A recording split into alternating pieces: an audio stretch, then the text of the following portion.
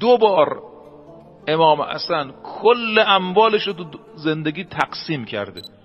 میدونید کل اموال یعنی چی؟ فکر نکنم ما الان کسی داشته باشیم که کل اموال، حتی کفششو، 2 تا کفش داری، یکیشو بدی به فقیر، یکیش خودت، لباسشو.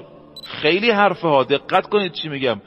ابن عساکر عالم اهل سنت میگه ان الحسن ابن علی قاسم الله ماله مرتين، 2 بار مالشو نصف به نصف تقسیم کرد، هر چی داشت 50%، حتی کفش پاش.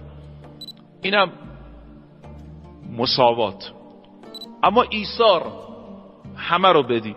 سوار مرکب بود، ابن ابی عتیق آمد گفت آقا عجب مرکبی، یه دستی کشید، آقا فرمود تو مرکب نداری؟ گفت نه. پیاده شد، آقا مرکب رو بهش داد، خود آقا پیاده رفت منزل.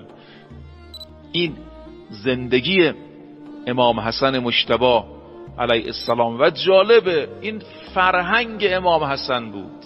آقایان، خواهران، برادران، امروز دامن این کریم اهل بیت رو رها نکنید.